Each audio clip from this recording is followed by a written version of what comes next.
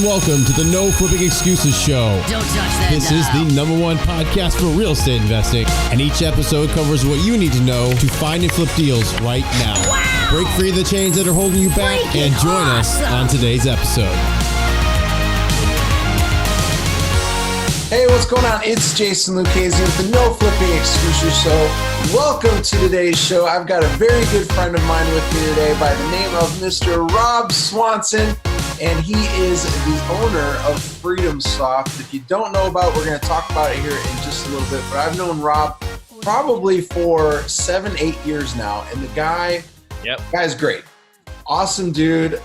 Consider him a friend, and he's just always been down to earth, always been willing and open to share what he's doing in his business, and he's been more than happy to come on the show and do exactly that for you guys as well. So Rob, how you doing, man? Hey, I'm doing awesome, Jason. Thanks for inviting me on. I'm looking forward to our conversation. Yeah, we go back a ways, man. That's always cool. I love it. Yeah, I think we met. We were both promoting some sort of a training program, and I reached out to you because I didn't know your name at the time. And we reached out, and I think that's how it all kind of started, because I was thinking about it last time, like, how long have I really known Rob? And I'm like, oh, yeah, I think I fired him off an email because I didn't know too much about you at the time. And, man, it's been a long, long time. And, you've been in the business now for, 20-plus years, and you've seen a lot of differences over the years. And what we kind of wanted to talk about on today's show, Rob and I talked about this before we started, is we want to talk about how people, in the business, when they get started, and this could be from 0 to maybe 2 years. That's kind of the window where most people fail. And we're going to talk about how you could really look at this, and you should look at this as a business. Because if you're getting into either wholesaling, fix and flip, buy and holds, or all of them together, and either be residential, commercial, or both, you need to look at this as a business and not a hobby. When you start treating your business as a business, then you'll start getting the results that you desire. So that's why I wanted to bring Rob on. He's got so much experience, and he's also the owner of FreedomSoft, which is an amazing software. And we'll talk about that here in a little bit. But Rob, tell folks just a little bit about yourself for those folks that don't know that much about you. Yeah, man, great. I'll keep the story short. I won't take us through all the highs and lows of 20 years, but I've been a real estate investor back since the late 90s. So like 1998, I got into it. I got curious about it. I wanted to do it. I came from a civil engineering background, and so all of my clients were, back in the day, 20 years ago, they were real estate developers, investors. And I realized, I'm billing hours and they're making millions. And I wanted to figure out how to get to the other side of that table. And I kind of was the atypical engineer, right? And if you're an engineer listening to this, we're together here. So you can't take offense to what I'm about to say. But I wanted to go take my expense account and have breakfast and lunch and dinner and learn. And I was extroverted as an engineer. And I always looked at the biz dev guys, the business development guys, and I'm like, they got the sweet job. Like, I want that job, not engineering, right? So I got into it. I started doing my first land development deal I had no experience, no knowledge of real estate investing, but I negotiated this killer contract with this private owner. 78.6 acres of land. I developed a rolling option takedown, 3 phases, where it was all backloaded. Like, they made all their money on the back end. I got in super low, and I had no idea that I had negotiated a contract that was extremely valuable, because I didn't understand wholesaling. I didn't know I could sell my contract. So I ultimately canceled the contract and just let it go, because I didn't have the capital, I didn't have the pockets, I didn't have the relationships to do it, and I didn't have the knowledge to know that what I had created had value in and of itself. And so fast forward, I messed around there for a while, and then I got into a coaching program, and I invested in my education. And this is what happened. my brother calls me and says, hey, there's this seminar company going through Denver. You should go check it out. I checked them out here, in our local area. And I said, no. Well, I ended up Wednesday night, Marriott, 7 p.m., downtown Denver at this thing. And I'm like, wow, what this guy is saying makes a ton of sense. So long story short, I invested in my education. I learned, and then I just started to take massive action. I failed forward, and every failure was another opportunity to learn and improve and get better. And, I got to the point where I started traveling the country every other week for this seminar company, because back in the day, I was faxing in copies of checks, right? It wasn't email. It wasn't digital photos. I was faxing it in, right? And so they called me up one day and said, hey, Rob, if you keep faxing in this many checks, you're going to break our fax machine. What are you doing? And I said, I'm doing exactly what you guys told me to do. And they said, yeah, we know that, but what part of what we told you to do are you actually doing? I ended up going to work for those guys as a consultant, and I traveled the country, East Coast to West Coast, Canada to Mexico, into a new city every week or every other week for about 1.5 years, 2 years. And I helped a real estate investor launch their business. And that got me realizing, hey, one market is different than another. Right. One person is different than another. But the common denominator, when I got off the plane, it didn't matter if the guy was in dirty jeans and a broken down Chrysler minivan, or if he was in a 7 Series Beamer with a sharp looking suit and $300 shoes. The market made more difference to their success or failure than how good they looked, right? And so that just got me there. Long story short, in the crash of 2008, I put my first $10 million fund together with a $175 million capital partner out of Stamford, Connecticut. We bought a lot of real estate. I talk about this a lot, but it was my $30 million mistake, man. In that bottom of the crash, I should have bought everything and just sat on it and wrote it up. I didn't. I bought it. I fixed it. I sold it. We always kind of bought to our ability to fix and turn, rather than just buy, disconnect it. And Jason, all the old school, 80-year-old crusty hard money lender, chain smoking guys, they're telling me what to do. And I'm like, yeah, but Bernie, it feels different. And he's like, what do you know about this? He goes, here's how you do. And so anyway, I didn't listen to him, and we made good money. It was great, but I could have made a lot more money with a lot less work. And so ultimately that got me to, I was a big Podio user at the time, and I was messing with all this stuff, and ultimately ended up buying FreedomSoft. And I'm going to be straight with you, not because at the time it was a great product. I didn't think it was a very good product when I bought it, and that was in 2015. I bought it because it had good bones, it had a good team, it had good cash flow, it had a good customer base, and it had a great brand. Yep. And I had a vision, and I had the desire to invest in the technology and bring it to where we are today. So I skipped over a lot of high and low points along the way, but I wanted to get us up to where we are today. I continue to buy real estate today.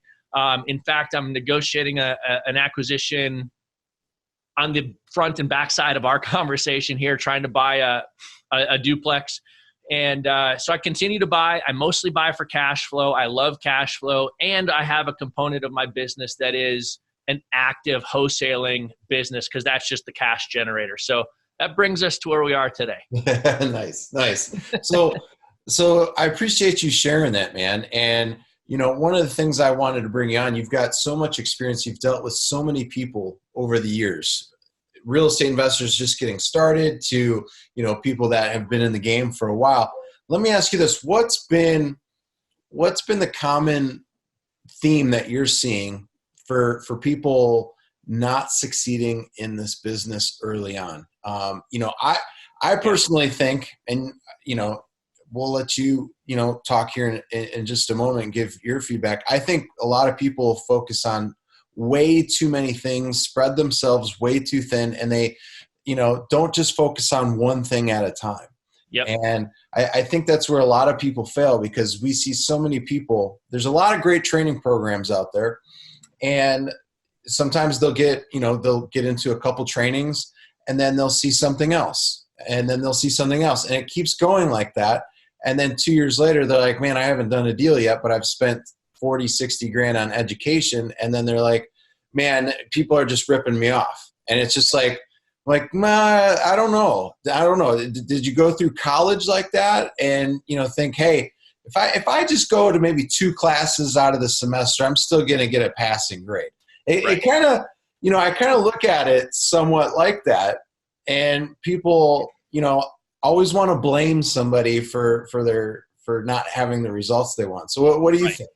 Oh man, this is a can of worms conversation. Yeah. So, I mean, I've got older kids now, right? I've got, at the time we're recording this, I've got a daughter graduating college in a couple months. I've got one that just is in her first year of college. And then I've got a high school junior. And I've taught my kids, my wife and I have taught our kids to take personal responsibility for where you're going in life, right? Yeah. And so here's what I think. I think focus is a big deal. And we try to help teach our kids to focus, like figure out who you are as a person, like how are you innately wired? And then I don't necessarily mean passion. I mean, how are you wired, right? And then figure out if the pursuit that you want to go, like is real estate something that you're innately wired for? Are you excited enough about it to get up every day and work on it and learn about it? And so I think focus is a big thing. I think people make this mistake a lot of times. They think about the little I investor and the capital I investor. And everybody thinks, man, I want to be the fix and flipper. I want to be the capital I investor. And not everybody, but people tend to potentially look down on the wholesaler. But you know what? If you learn the art and the skill and the business of wholesaling, you are going to connect to all of the other investors in the area. And guess what you're going to learn? You're going to learn the number one question that you need to be able to answer for any real estate deal that you come across. And that is, how do I make money with this opportunity? Yep. How do I make money? Show me how to make money. And so you interacting as a wholesaler, as a deal finder, which is what a wholesaler is really good at, lead generation, lead management, lead follow-up and automation, and lead conversion, right? If you get really good at that, you get to cherry pick your deals, you get to learn from all of the other investors that you're interacting with, and you get to start building your own sort of approach and point of view to the business of investing in real estate. That's all I've done. Yeah. And I continue to be a small I investor wholesaler today because it keeps the deal flow going and it allows me to cherry pick awesome opportunities. Yeah, absolutely. And one of the things, because Mike and I yesterday had a really, really great conversation with Rob. We were able to do this for about a little over 2 hours. Yeah. And one of the things that a lot of people don't understand, and I was able to understand it because I came from the corporate world being in the mortgage business. Because with anything in life, everything goes in stages. And that's the same thing with real estate. When you find the deal, you get the deal under contract, and then it just goes in different little spurts from there. And one of the things that people don't understand is, those systems and how to form those systems. Because one of the things when I first got started in the real estate business and I was doing short sales is I needed to understand the process, right? And you need to put those things together for yourself. And then once I figured out, I'm like, the only way for me to grow is to put a system in place here. And then I started putting the system in place and I started hiring people.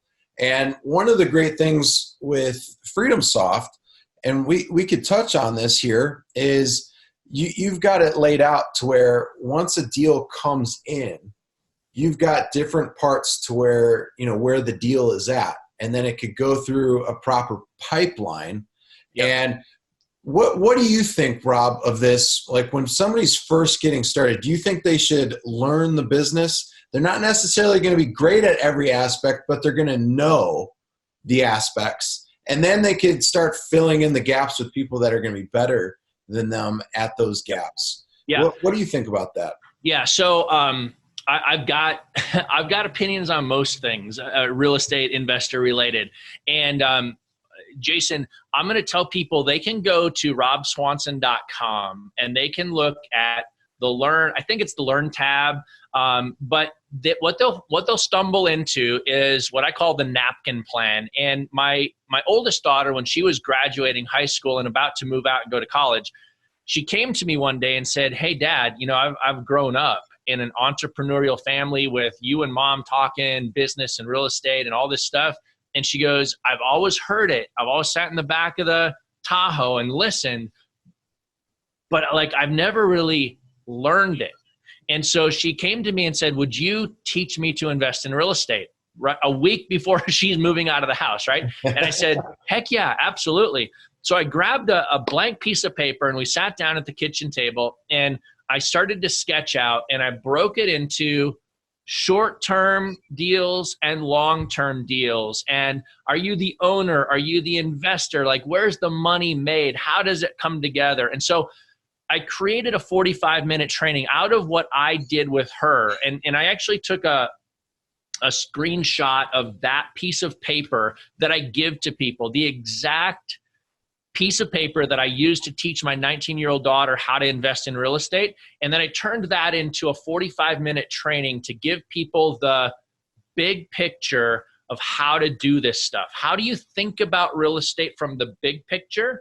Because if you get the big picture, the real estate investing 101, then you can start doing the little things, whether it's lead acquisitions and wholesaling, or whether it's buy and hold, or whether it's fix and flip, or it's creative real estate. But you got to have the foundation built first. And so what I would tell people is go to robswanson.com and download that report or that piece of paper and then watch the video. That'll give you the starting foundation and then dive in from there. But I'm a huge believer in become a wholesaler, become a deal finder. It allows you to have so much more flexibility as a real estate investor going forward. No, I agree. I remember it was probably a few years ago now that you posted that on Facebook. And I remember it being on Facebook and you going through it with your daughter. It was so cool, especially at that young of an age that she was able to recognize, hey, let me at least see what this whole thing is about, since Mom and Dad are doing it, and they've had this successful business for so long. Because you never know at that young of an age, truly what you want to do, what you're going to be truly passionate about. Because making money isn't a passion. You got to have that passion, So, that's right. So it was cool seeing that. And I would encourage folks to go check that out at robswanson.com. And we'll have that in the show notes as well. So Rob, what's your take, especially on today's, we're in 2020. We got, this is a year that we're doing another vote for possibly a new president. We're not going to get super political here. I think the guy is probably going to stay for another 4 years. But we've seen, and you've seen, our market can become very cyclical. What do you think? Because I think we're kind of long overdue for a correction. And I don't know, I think with the way we went into the end of, 2018, 2019, we were doing extremely well as far as an economy. According to trends and historical data, we were supposed to start going down, and we were supposed to start having a correction, but the economy is doing better than I think anybody could have predicted. So what do you think? What do you think's going on right now with real estate, and is now a good time to get involved? Yeah. So this could be a whole show and a podcast in and of itself. And maybe, Jason, we should, because I can dive really into some details. When I made my $30 million mistake in 2008, and that was not recognizing what crashed the market and what was going to recover the market. Yeah. I got through that phase and I said, you know what? I'm going to figure out how never to miss this big of an opportunity again at the level that the opportunity existed. And so I spent a lot of time, a couple years, doing a bunch of research and formulating a plan and a theory around how to navigate before, during, and after the next housing market crash. And so I've written a book. I have not published it yet. There's some reasons why. Why I haven't published it yet, but there's a precursor on that website that people can go get an insight into. Let me give you the thing.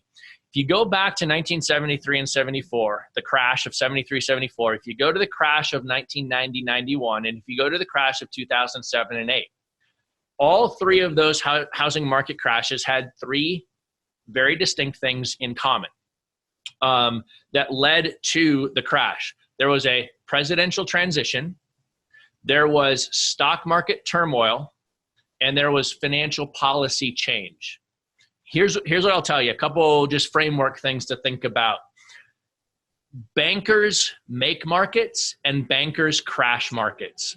Housing market crashes are driven by liquidity availability or liquidity being sucked out of the market. And so that's one thing to understand. Then I want people to understand, as you're formulating a plan, is that market to market, every market is different. And every market responds a little bit differently. So I break markets into two basic categories: boom and bust markets and cash flow stable markets. So your boom and bust markets go up when the bankers are flooding the money into the market, and they crash when the bankers pull the money back. Yep. A price stable market does not have that big swing. So where we are in the market today, I believe money has been flooded in. I believe we are at a top or approaching a top. I believe that if the current president is elected for another 4-year term, that extends us a little bit. It gives us a little more time.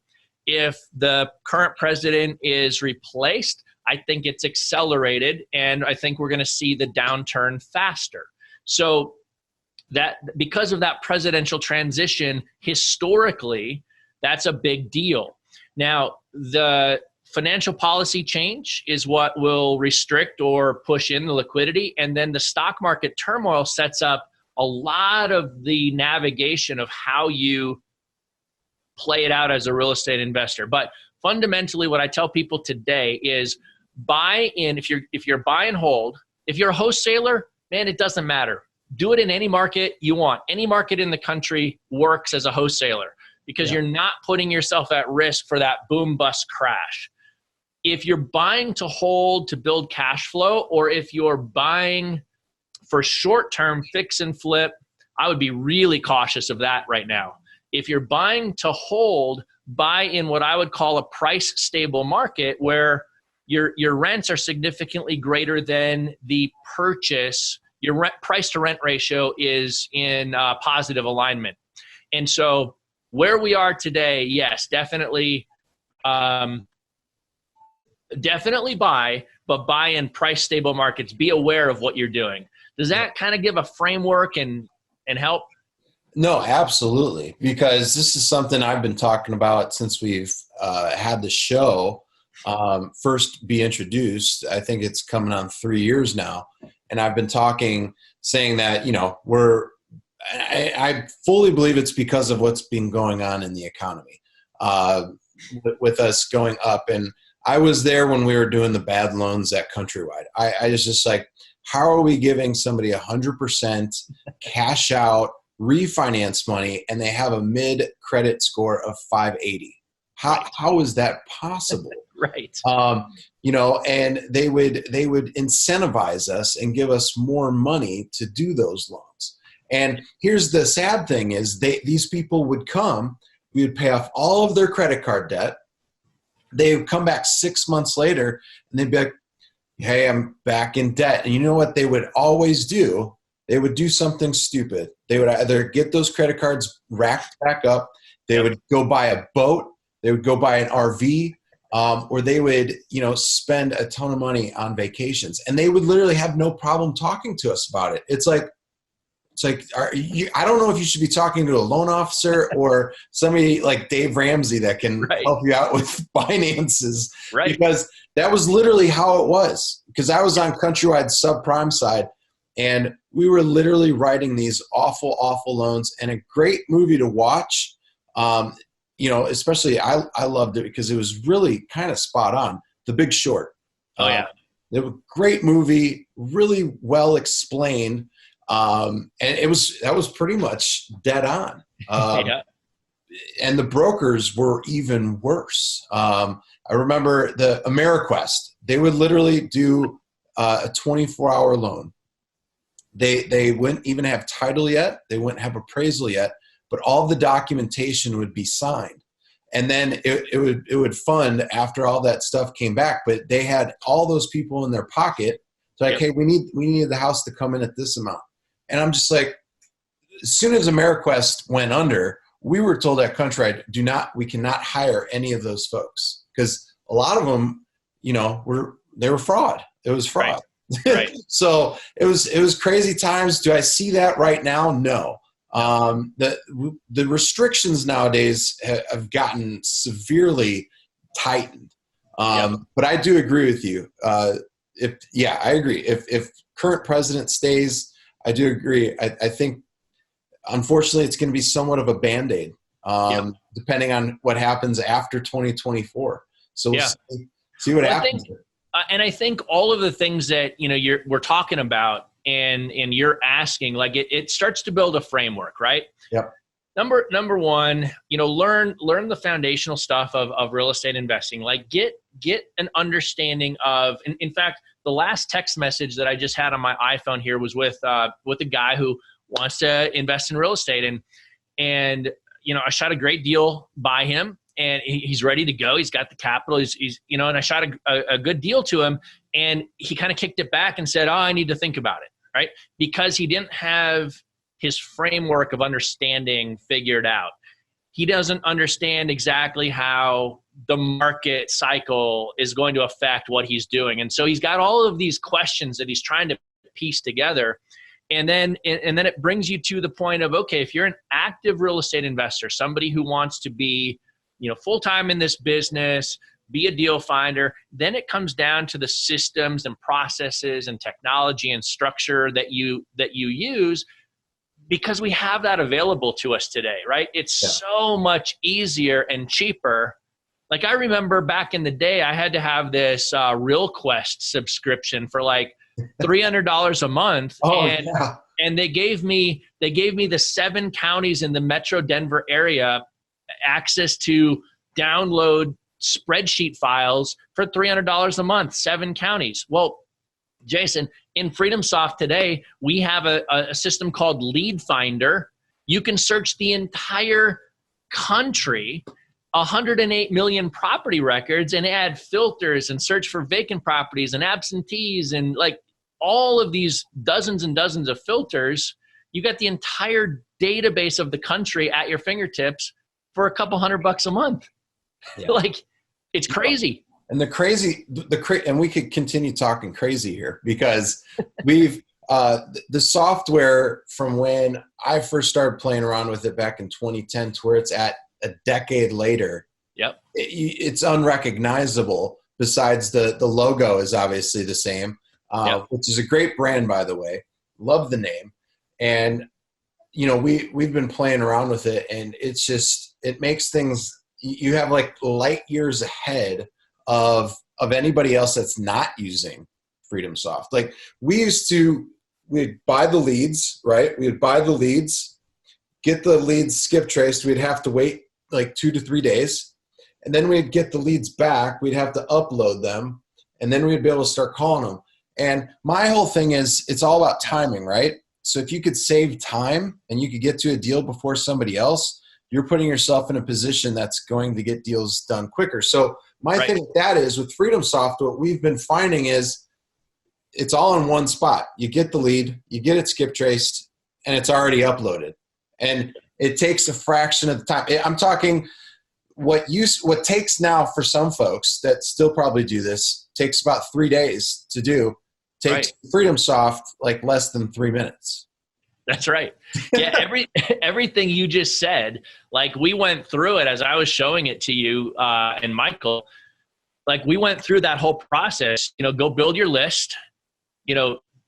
Drop that list right onto a lead campaign. Organize that list. Drop into your marketing tools and get inbound leads in just a matter of like skip trace them, click it, select the leads, click a button, get a skip trace back right on attached to the lead record, and then start contacting the folks. So I like to break it like this. When I think about technology and, I took my years of real estate investing and trying different systems and doing all sorts of different things. And the reason I bought FreedomSoft is I said, you know what? I think I figured out this brings my engineering background right into kind of how I think. Yep. And so I said, I think I have a better structure for how this can all work. And so when I first bought FreedomSoft, we went to work on fixing the bones of the underlying infrastructure and basically how FreedomSoft was organized. Yep. And then what we've done over the last few years is we've added all of the tools and made that initial organizational structure work. And so here's how I kind of think about technology. And for your audience, Jason, who's listening, if they're using systems, if they've got a CRM, if they've got, whatever they're using, here's the 4 questions that I ask. How does your current system handle lead generation for you? Is your current system getting you leads every single day? Because if it's not, you need to ask yourself, is this the right system? FreedomSoft gets people leads every single day. The second question is, how is your system helping you organize and manage your leads every single day? One of the questions I asked Michael yesterday, who runs acquisitions in your business, Jason. Hey, Michael, if you logged into your current system right now before you guys moved over, and I asked you to look at your dashboard and tell me what's going on with your leads, what would you be able to tell me? And he's like, dude, I don't know. I said, so now look at this. And I logged him into an account, one of my business accounts. And I said, hey, look at Mark's campaign right here. And I said, let's click on Mark's campaign. And I said, Michael, what can you tell me about Mark's campaign or Mark's lead pipeline? And he looks at it and he's like, oh man, he's made 3 offers. He's got 8 active leads. He's got, 25 in, that he needs to follow up on right now. Like it was all right there. So our lead management in FreedomSoft, we built around a visual leads dashboard. And I believe that people know what actions to take when they can see it, right? Spreadsheets don't help you figure out what actions to take. Even spreadsheets with statuses don't help you. You got to have a visual in front of you to say, here's what I've got to do next. So that's number 2. How does your system help you manage the leads? Number 3 is, how does your system help you automate your follow-up? And so we have a great follow-up automation system built into FreedomSoft that is built around actions and triggers, and it's all managed centrally around your lead updates. And so as you're managing your leads from your visual dashboard, when you update the status of that lead, you can create fully customizable, however you want to do it, workflow triggers and follow-up triggers that automatically happen. I love that. Yeah. And so I showed Michael that, and he's like, and here's the cool part. Like a lot of times, I see it all the time, systems guys are talking about, we've got 4.9 million automations happening in our system every single month. And I'm like, great, you have no idea what's going on, right? and so I said, Michael, here, let's just click on this. Let's click on this, Mark's campaign. Let's click on these leads that are all, these 128 are in warm follow-up. And let's look at this. And then I said, let's go over and look at our workflow automation. So we clicked on the workflow automation. We looked at the warm follow-up status, and there was everything that was happening. So now we know this series is happening to this group of leads. It's so simple. And the 4th thing I tell people to ask is, how is your system helping you convert leads into profit? So it's lead generation, lead management, lead automation and follow-up, and lead conversion. Those 4 things. And if your system isn't designed to help you optimize in those 4 areas, you got the wrong system. Yeah. No. And you know, man, I'll tell you what, from doing the 2 hours with you yesterday was just absolutely awesome. You've completely redone the whole thing. And yes, it had great bones. And then it was basically like it was a nice house that had good bones, but that's right. It needed to be rehabbed. For sure. And you came in and you rehabbed that thing, and it's like it's like a locomotive. It's like a bullet train. It's something that's definitely needed. And I don't care if you're brand new to this business or you're advanced at this business. This is a way that you can get your team all in one place. Like, we are eliminating so many things. Slack's gone. Having to do all of these, the text messaging, gone. We don't need a separate system for that anymore. Leaving voicemails. We don't need to have a separate system for that anymore. So it's just things that were inconveniences that are now going to make life very, very easy. So right. I would highly recommend it. Rob, how can they find out more about it? Yeah, so they can go to freedomsoft.com and just kind of get an overall picture of it. I do a demo, and I walk people through a live presentation of the system and show people how quick they can gently and do stuff. You go to freedomsoft.com/presentation, freedomsoft.com/presentation. They can log in, join me on that live training, and go through that whole thing. Okay. Awesome, man. No, it's been great having you on the show today. Do you have any parting words for our listeners? Man, I just tell people, pick your focus. We talked about that, Jason, before we hit record. We talked about it on the show here. Pick your focus. Figure out what you want to do, go all in on it, and then, commit to using the tools that are there to help you succeed. Yep. You've got to take action, but from when I got into this business to where we are today, there are tools that make this simple.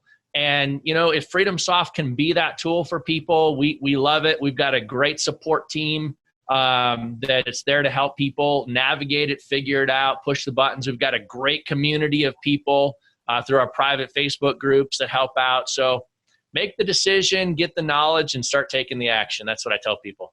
Absolutely. Check out freedomsoft.com/presentation so that you can get the walkthrough from Rob. He will do a complete demo, and I'm telling you, it's going to be completely mind-blowing for you. So make sure you go check that out, Rob. It's been great having you on the show. For folks, we've just released Flipping Out Over Probates. Rob, thank you for the support on that. 100% of the profits from flipping out over probates, and probates is an amazing strategy that you could be using in your business. Head on over to flippingoutoverprobates.com. That goes right to an Amazon page. So it goes straight to Amazon. You can make your purchase from there. It's very cheap. It's $21.95. And it's only 174 pages. It's jam-packed. There's no fluff. There's no BS in there. Flippingoutoverprobates.com. And again, 100% of the profits go towards charities.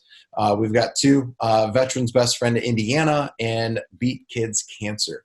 But other than that, if you need anything whatsoever, support at jasonluchese.com. That is support@jasonluchesi.com. Thanks for your time. Have a great day. Bye now. See you guys.